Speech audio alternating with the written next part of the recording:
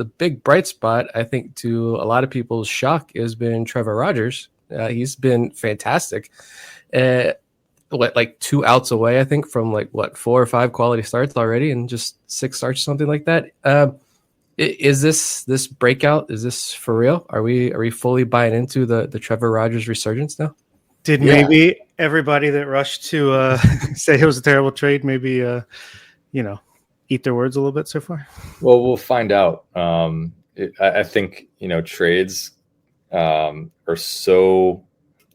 I will answer this in multiple ways. I'm really sorry. So I promise I will answer about Trevor Rogers in a second, but I'm going to first talk about trades and judging trades, because I have 2 thoughts here, and these 2 thoughts are a little bit contradictory in a way, but I want to try to enunciate it in a way that hopefully listeners understand.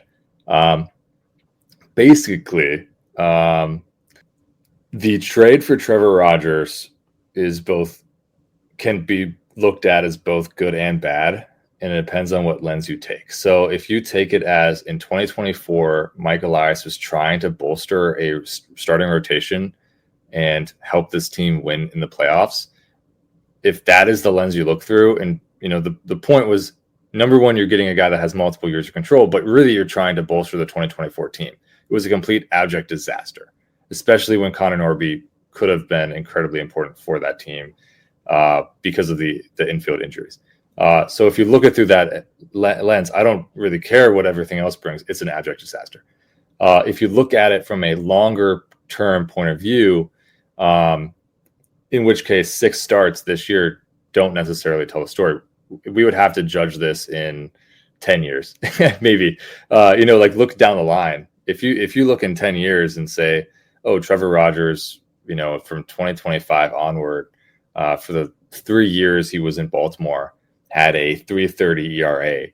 Those 3 years, you're thinking, oh, that's pretty good. That was actually a good trade. Of course, some of it depends on what Kyle Stowers does. He just made, congratulations to him, making an all-star team. Maybe that news was a little bit easier to swallow for Orioles fans because of what Trevor Rogers has done this year. But it's never as simple as saying it's a bad trade because of X. It's a good trade because of X. It's something that is going to be, it's something that's always going to be a bit of a something that's open to debate, which is very fun. That's why love sports. You can debate anything all the time. Now, to talk about Trevor Rogers, is this legit? I would like to think so.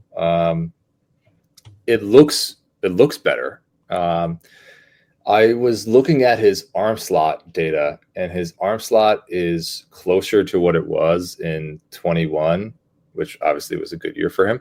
I asked him about, was that a conscious change? Actually, no. He had no idea what his arm slot was. He had no idea. What he said about that was that his lower half is actually moving more efficiently, and his drive leg and everything feels stronger. His base is better, which is allowing his upper half to move in a more complementary way. So it is like last year when he was struggling a little bit, it really started with the lower half, which is something that I think so many times, we always think about the arm, but to throw 100 miles per hour and all these guys have to, it starts with your foot, basically. Your toe is what leads to everything. And then it drives up from the ground up.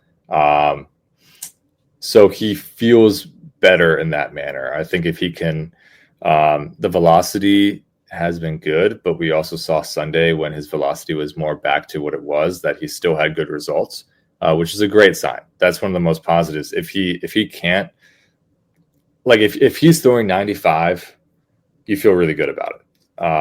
And obviously when he's doing that, things have been good this year.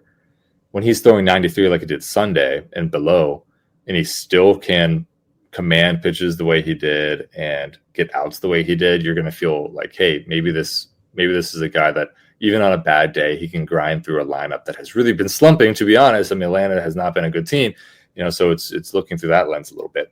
But I do think this is more of what he can be. I don't think he is going to finish the year with a 1 ERA. So we can assume there's going to be a blow-up outing at some point.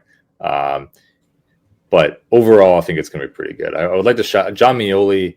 for the Banner wrote a great article kind of about the attack plan that Baltimore had when they sent him back down to AAA. It was really detailed. Jay Calvin Meyer from the Baltimore Sun also wrote a Trevor Rogers story that if people have not read either of those, I highly recommend whichever one you have subscription for, or both. Do whatever you need. But both are very good articles, and they seem to hint that this is more than just a flash in the pan. Yeah, from my outside perspective, it seems like confidence is up because velocity is up. He's got a new sweepier slider, which seems to be devastating to lefties. And then I think when your confidence is up, you feel better about throwing it in and around the zone, and it kind of just builds up from there. But yeah, obviously he's not going to keep up this exact performance, but got to feel good about him at least being around for next year in the middle to back end of a rotation.